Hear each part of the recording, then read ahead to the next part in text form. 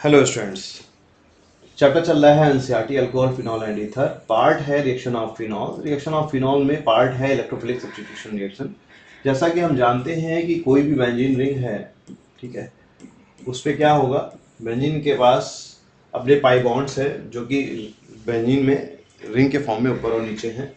तो इलेक्ट्रोफाइल पे electron loving species, ये इलेक्ट्रॉन लविंग स्पीसीज है, इस पे अटैक करती है ये और क्या बना लेगा, एक यहाँ पे पहले से H लगा हुआ था, ठीक है, तो इस H पे एक E और बगल वाले कार्बन पे plus charge, double bond double bond. इस प्लस चार्ज पे रेजोनेंस के द्वारा स्टेबिलिटी चेक, स्टेबिलिटी आप रेजोनेटिंग स्ट्रक्चर बना सकते हैं। फॉर एग्जांपल इस रूट को हम ले जाना चाहें इस प्रकार से, ठीक है, ये यहाँ पर तो डबल बॉन्ड ये यहाँ पर H और E प्लस यहाँ पर एक हाइड्रोजन और यहाँ पर प्लस चार्ज। ये प्लस चार्ज के लिए एक ही एरो की आवश्यकता पड़ती है और ये यहाँ पर,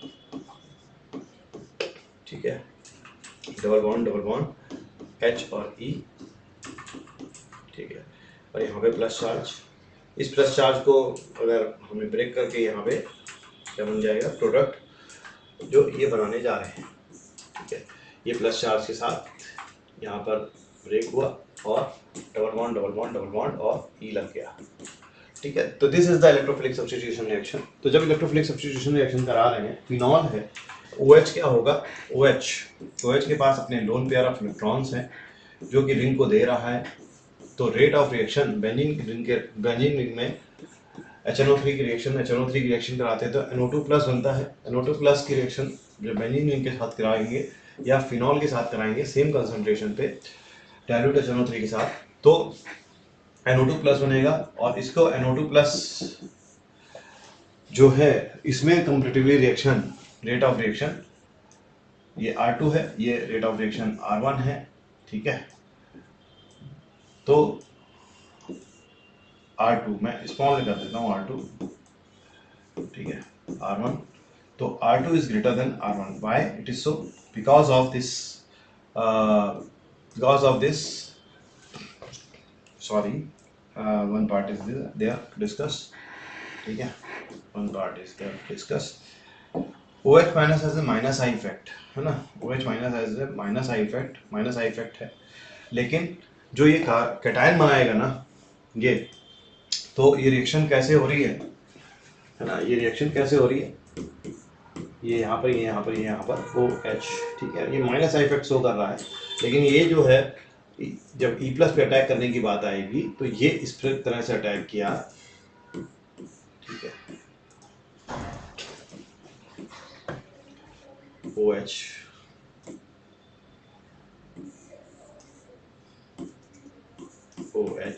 ठीक है। अब देखिए जब ये बॉन्ड यहाँ पे ब्रेक किया तो क्या होगा कि इस पोजीशन से E नहीं लगेगा, इस पोजीशन से E नहीं लगेगा। किस पोजीशन से E लगेगा, इसके बगल वाले कार्बन से, जैसे पहले H के फॉर्म में लगे दिखाया था, ये E लग गया, जिसपे हाइड्रोजन है वो H रहा, ठीक है, OH उस पर जरा, प्लस चार्ज यहाँ पर आया, ठीक है, यहाँ पर बॉन्ड, ये बॉन्ड, तो प्लस चार्ज की स्टेबिलिटी यहाँ से इसको ज़्यादा स्टेबिलिटी मिल गई, यहाँ से स्टेबिलिटी मिल गई। जो पिछले रेजोनेटिंग स्ट्रक्चर में अंदर का पाई बॉन्ड घूम रहा था वो अब बाहर से भी स्टेबिलिटी उसको मिल रही है। प्लस चार्ज आया यहाँ पर और ये डबल बॉन्ड ये यहाँ पर, यहाँ पे प्लस चार्ज आ गया और यहाँ पे E और H, इस रेजोनेटिंग स्ट्रक्चर के कारण एक्स्ट्रा स्टेबिलिटी मिल गई है हमारे जो कार्बोकैटायन फॉर्म हो रहा है उसको, इसलिए यहाँ पे एक्टिवेशन एनर्जी इसके द्वारा एक्स्ट्रा स्टेबिलिटी मिल गई है, इसलिए एक्टिवेशन एनर्जी E एक्टिवेशन यहाँ पर क्या हो जाए, EA2, ठीक है, या EA phenol, E activation energy of phenol less हो जाएगा, ठीक है, और जबकि EA ऑफ बेंजीन में इलेक्ट्रोफिलिक सब्स्टिट्यूशन रिएक्शन और फिनॉल में इलेक्ट्रोफिलिक सब्स्टिट्यूशन रिएक्शन, ठीक है, एक्टिवेशन एनर्जी फिनॉल की कम हो जाएगी, जिससे कि रेट ऑफ रिएक्शन क्या हो जाएगा, फिनॉल का बढ़ जाएगा, क्योंकि स्टेबिलिटी इसकी स्टेबिलिटी मिल रही है। अब हम बात करते हैं कि डाइल्यूट HNO3 के केस में एक NO2 दिया और यहाँ पर यील्ड ऑर्थो और पैरा पोजीशन पे है, क्योंकि ये OH जो है वो जब ऑर्थो पोजीशन पे इलेक्ट्रोफाइल का अटैक होगा तो ही इस कार्बन पे पॉजिटिव चार्ज आएगा और ये पॉजिटिव चार्ज स्टेबलाइज होगा। प्लस पैरा पोजीशन पे अगर अटैक होगा, ठीक है, पैरा पोजीशन पे अटैक कराया हमने इलेक्ट्रोफाइल का, ठीक है, जो कि यहाँ पे NO2 प्लस है, ठीक है, तो plus charge sorry para position पे इलेक्ट्रोफाइल का अटैक कराया, ठीक है, H यहाँ आया, इलेक्ट्रोफाइल यहाँ आया, तो बगल वाले कार्बन पे प्लस चार्ज गया, डबल बॉन्ड और OH, ये यहाँ से रेजोनेंस मिला इसको, डबल बॉन्ड H और HE यहाँ पर,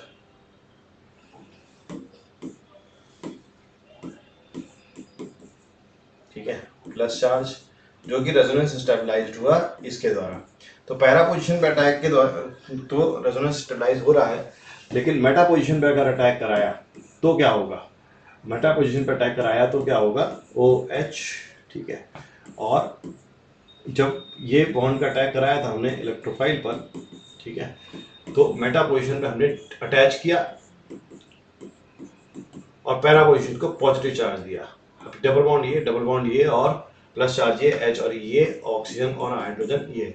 अब ये बॉन्ड यहाँ ब्रेक होगा तो रेजोनेटिंग स्ट्रक्चर बना इसका इस तरह से, प्लस चार्ज, ठीक, oxygen hydrogen, pi bond, double bond H और E, ठीक है। अब इसको रेजोनेटिंग स्ट्रक्चर इस तरह से बनेगा और देख रहे हैं कि आप ऑक्सीजन के बगल वाले कार्बन को स्किप करते हुए ये रेजोनेटिंग स्ट्रक्चर बन रहे हैं और प्लस चार्ज यहाँ पर आ गया, OH ये आ गया और H और E ये हो गया, ठीक है। अब क्या करेंगे आप, ये HE बॉन्ड यहाँ पे इस तरह से ब्रेक कर देंगे, डबल बॉन्ड ले आएंगे और प्रोडक्ट बना देंगे, ठीक है, डबल बॉन्ड और OH। तो इस तरह से आपने प्रोडक्ट बना दिया, ठीक है।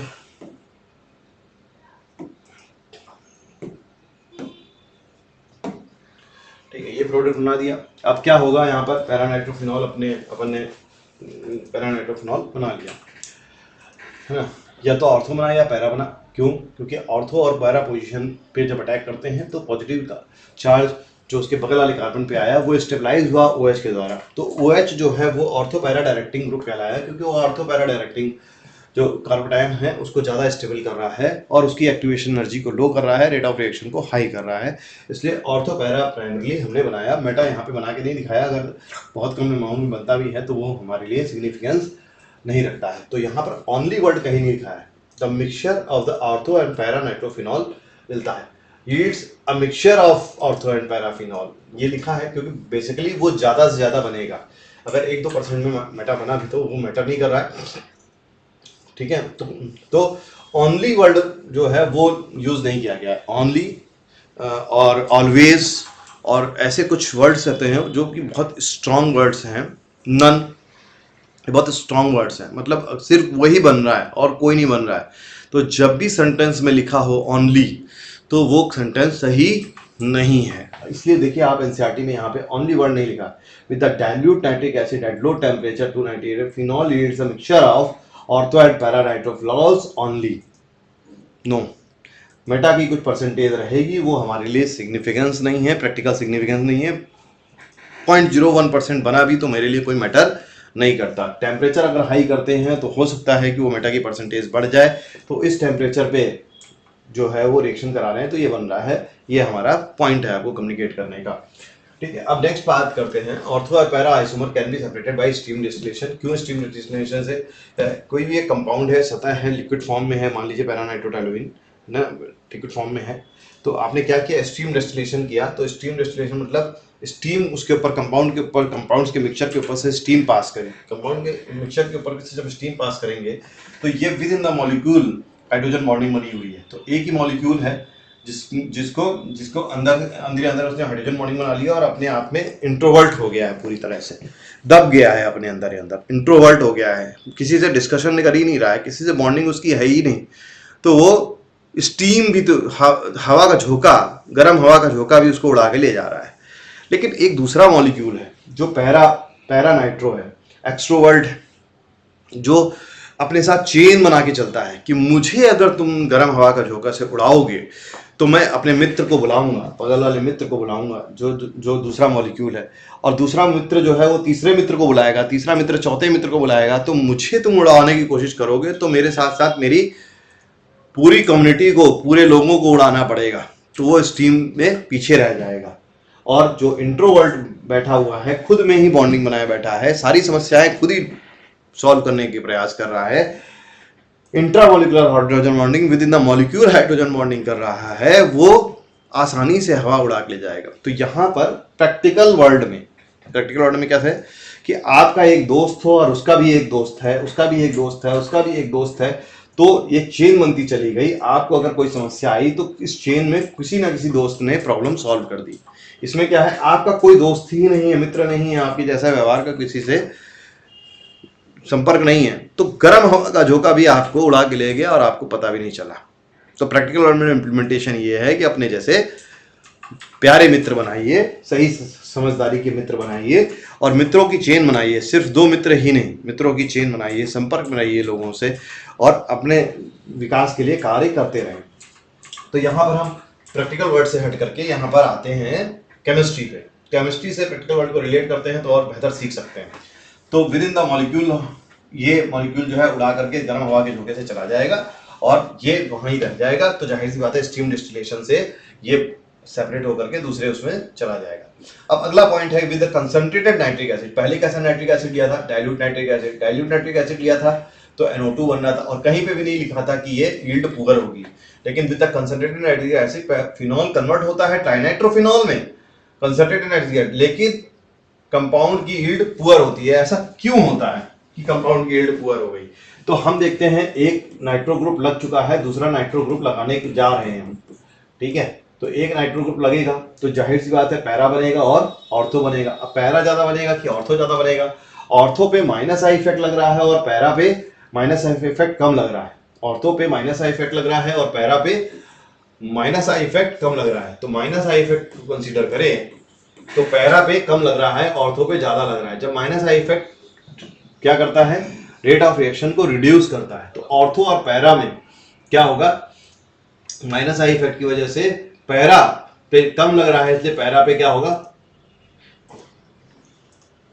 इसका जो कैटायन है वो स्पीसीज ज्यादा स्टेबल होगी, कैटायनिक स्पीसीज ज्यादा स्टेबल होगी। जो भी कैटायनिक स्पीसीज हम बना रहे हैं, जो अभी हमने बना के दिखाई, वो ज्यादा स्टेबल होगी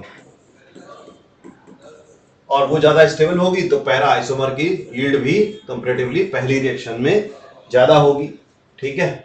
तो पैरा की यील्ड ज्यादा है। तो हम क्या करते हैं कि हम ये समझ के चलते हैं कि जब हमने फिनॉल की रिएक्शन कराई, ठीक है, कंसंट्रेटेड नाइट्रिक एसिड से, तो पहले स्टेप में कंसंट्रेटेड की जगह डाइल्यूट में जो स्टेप हुआ होगा वही हुआ होगा और इसमें पैरा ज्यादा बना होगा। ऑर्थो के रेस्पेक्ट में हमने पैरा आइसोमर ले लिया, ठीक है, OH, ठीक है, नाइट्रो ग्रुप बना।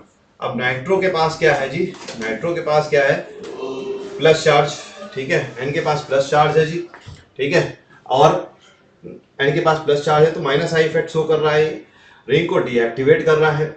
ऊपर वाला माइनस आई इफेक्ट शो कर रहा है, रिंग को डीएक्टिवेट कर रहा है, लेकिन वो ऑर्थो पैरा आइसोमर है, ठीक है, ऑर्थो पैरा डायरेक्टर है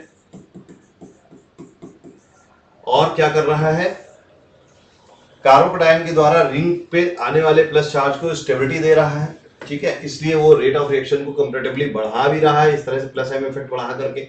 तो प्लस एम इफेक्ट डोमिनेटिंग होगा माइनस आई इफेक्ट, इसलिए वो रेट ऑफ रिएक्शन को क्या करेगा, रेट ऑफ रिएक्शन को बढ़ा देगा क्योंकि कार्बोकैटायन की स्टेबिलिटी को दे रहा है। तो ये सारे फैक्टर थोड़ा सा कॉम्प्लेक्स सोच करके, नॉर्मल सोच करके उसको करते हैं। ये माइनस आई इफेक्ट अपनी ओर खींच रहा है, ये प्लस एम इफेक्ट की ओर से, डोमिनेटिंग प्लस एम इफेक्ट की ओर से ये रिंग को एक्टिवेट कर रहा है। अब नाइट्रो का minus M effect is very powerful, nitro का minus M effect is very powerful. Minus I effect तो है ही है यहाँ पर, ठीक है, नाइट्रो का माइनस एम भी है, तो नाइट्रो का माइनस एम है, इस OH का प्लस एम है, तो दोनों का नेट इफेक्ट क्या कर रहा है, अगर जो डोमिनेटिंग होगा वो रिएक्शन को पे डोमिनेट करेगा। लेकिन अब हम एक का माइनस एम है, एक का प्लस एम है, तो और दोनों स्पीसीज भी अलग हैं, ठीक है। तो -2 और +2 को कंसिडर किया जा सकता है, नलीफाई किया जा सकता है और 0 आंसर दिया जा सकता है। लेकिन हम कहें कि -x है और +y है, इन दोनों का रिजल्ट क्या होगा, माइनस कि प्लस, तो आप हमसे ये पूछेंगे कि -x बड़ा है या +y बड़ा है, ठीक है। -x में x बड़ा है या +y में y बड़ा है, तभी डिपेंड करता है। तो इस फैक्टर में ऐसे नहीं कर सकते। रेट ऑफ रिएक्शन पता करेंगे, इस रिएक्शन की रेट ऑफ रिएक्शन घट रहा है, तो जाहिर सी बात है कि -m कंपैरेटिवली ज्यादा डोमिनेट करेगा with respect to +m of OH। यहाँ पर अपोजिट पोजीशन है, x और y में। यहाँ पे रेट ऑफ रिएक्शन से पता चल जाएगा हमें कि कौन सा कंपैरेटिवली ज्यादा लग रहा है। तो NO2 ग्रुप लगाया हमने, तो मान के चले कि हम NO2 ग्रुप जो है OH के बराबर है। तो अगले स्टेप में क्या हुआ, अगले स्टेप में जैसे बेंजीन का कराते हैं नॉर्मली इसका करा दिया, OH बनाया और ऑर्थो पोजीशन पे NO2 लगा दिया और ये लगा दिया। अब तो 2 NO2 लगे हुए हैं और एक OH लगा हुआ है। अब तो निश्चित रूप से 2 NO2 का -m इफेक्ट कंपैरेटिवली डोमिनेट करेगा विद रिस्पेक्ट टू OH, और रेट ऑफ रिएक्शन क्या हो जाएगा, रेट ऑफ रिएक्शन कम हो जाएगा। तो रेट ऑफ रिएक्शन क्या हो गया, R3 स्टेप में R2 R1, ठीक है। तो R1 सबसे ज्यादा होगा, R1 सबसे ज्यादा होगा, R2 उससे कम होगा और R3 और भी कम होगा, ठीक है। R3 में कम हो गया तो ये हमारी क्या हो गया, ये OH और ये नाइट्रो और ये नाइट्रो बन गया।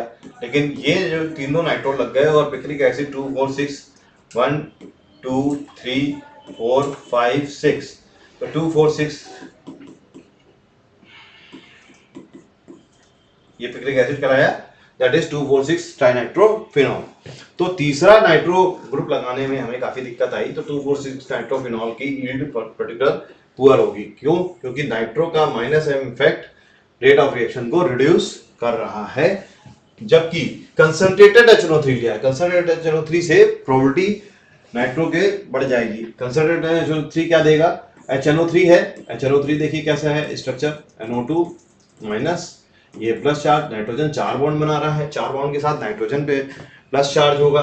कंसंट्रेटेड HNO3 है, एक HNO3 ने दूसरे HNO3 को क्या दिया, H प्लस और NO3 माइनस, ये लोन पेयर ऑफ इलेक्ट्रॉन कहाँ अटैक हुए, H प्लस पे, ठीक है। तो ये क्या हुआ, H O N double bond O minus और ये प्लस चार्ज, ठीक है, ये H, ठीक है, ये प्लस चार्ज, ठीक है। क्या होगा, ये बॉन्ड यहाँ ब्रेक हो जाएगा और हमारे पास क्या आ जाएगा, N डबल बॉन्ड O और O माइनस। यहां पर एज्यूम कीजिए कि 2 प्लस चार्ज आ रहे हैं, ठीक है, एज्यूम कर रहा हूं, केवल एज्यूम कर रहा हूं। तो ये 2 प्लस चार्ज नहीं आ पाएंगे, क्या होगा, साथ साथ ये नेगेटिव चार्ज बगल में नेगेटिव बैठा है और बगल वाले नाइट्रोजन पे 2 प्लस, नहीं, ये अपने इलेक्ट्रॉन यहां देगा और ये स्पीसीज बन गई। अभी भी 4 नाइट्रोजन 4 बॉन्ड बना रहा है तो नाइट्रोजन पे प्लस ही रहेगा, ये माइनस खत्म हो जाएगा हमारा। तो ये माइनस हमने खत्म कर दिया जी, इस पे बॉन्ड आ गया। तो अब नाइट्रोजन का हाइब्रिडाइजेशन चेक करते हैं। इस नाइट्रोजन का हाइब्रिडाइजेशन चेक करें जी। इस नाइट्रोजन का हाइब्रिडाइजेशन sp आ रहा है क्योंकि दो सिग्मा बॉन्ड बन रहे हैं और 2 पाई बॉन्ड बन रहे हैं। तो sp आ रहा है तो इसको कैसे प्रोजेक्ट करो, साफ साफ लिखो ना आप, ऐसे sp हाइब्रिडाइजेशन के साथ प्लस चार्ज, और sp हाइब्रिडाइजेशन के साथ इस नाइट्रोजन पे अटैक करना, किसके द्वारा, बेंजीन रिंग के इलेक्ट्रॉनों को द्वारा, जो कि पाई इलेक्ट्रॉन्स हैं।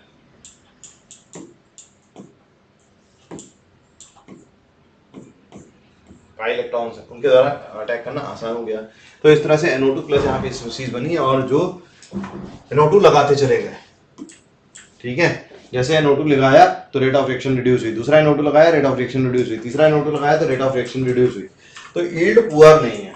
अब यील्ड पुअर नहीं है तो क्या हुआ, nowadays picric acid prepared treating with phenol first with the concentrated sulphuric acid.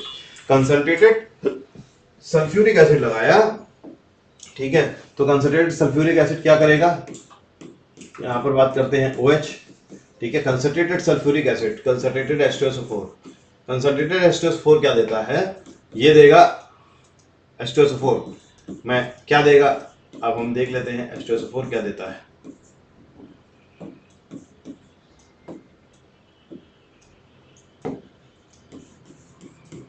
ठीक है, एक H2SO4 दूसरे H2SO4 को H प्लस HSO4 माइनस देगा।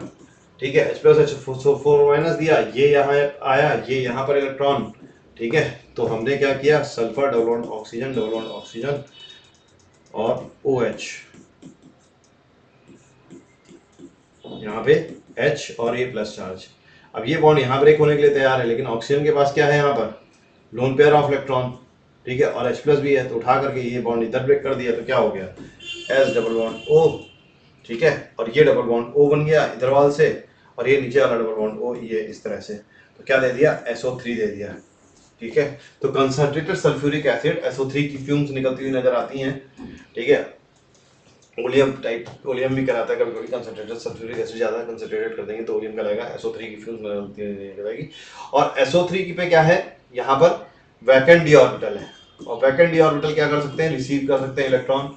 तो क्या होगा, ये अटैक करेंगे और इस तरह से प्रोडक्ट क्या बन जाएगा, ठीक है, यहाँ पे क्या बन जाएगा, SO3H बन जाता है। और अगर फिनॉल लगा हुआ है, जैसे फिनॉल है, ठीक है, फिनॉल है पहले से, ठीक है, और SO3H मिल रहा है उसको, तो फिनॉल की ऑर्थो और पैरा पोजीशन पे क्या मिल जाएगा, SO3H मिल जाएगा। और SO3H और नाइट्रो में कौन वो है, स्ट्रॉन्ग माइनस आई नाइट्रो, स्ट्रॉन्ग माइनस नाइट्रो, तो ये rate of reaction come effect करेगा। और बाद में जो कंसंट्रेटेड HNO3 से रिएक्शन कराएंगे तो ये रिवर्सिबल होता है, SO3H निकल करके नाइट्रो ग्रुप से रिप्लेस हो जाएगा। बाद में आप जब दो रिएक्शन कराएंगे ना, उसके बाद जो है एक एक करके रिप्लेस करना उसको आसान है। तो इसलिए ऐसा होता है कि वो पहले 2,4-डाई सल्फोनिक एसिड बना लेते हैं और 10 देन कंसंट्रेटेड नाइट्रिक एसिड के साथ रिएक्शन करते हैं और SO3H को रिप्लेस करके, इसको रिप्लेस करके, ठीक है, इसको रिप्लेस करके हम नाइट्रो ग्रुप लगा लेते हैं। तो कंपैरेटिवली तब आसान है, मतलब 2,4-डाई सल्फोनिक एसिड लगाने के बाद मैंने नॉर्मली बनाया है, क्योंकि वो रिवर्सिबल रिएक्शन है। SO3H को रिप्लेस करना H के रेस्पेक्ट में आसान है इसलिए, और रेट ऑफ रिएक्शन भी रिड्यूस नहीं करी। तो ये पार्ट मैंने आपको कवर किया, ठीक है। नाउ नेक्स्ट पार्ट में हेलोजिनेशन रिएक्शन करवाते हैं in the presence of CH2 और in the presence of water, ठीक है, ब्रोमीन वाटर की प्रेजेंस में। तो रिएक्शंस में अगले पार्ट में रिएक्शंस में क्यों बताएंगे हम आपको, क्यों मेजर और माइनर प्रोडक्ट हैं अलग अलग, और ब्रोमीन वाटर से जब रिएक्शन करा रहे हैं तो 2,4,6 क्यों बन रहा है, यहाँ पे एक मोनो सब्स्टिट्यूशन हो रहा है और यहाँ पे ट्राई सब्स्टिट्यूशन हो रहा है, तो ऐसा क्यों हो रहा है अगले पार्ट में ये कवर करते हैं। Thank you class.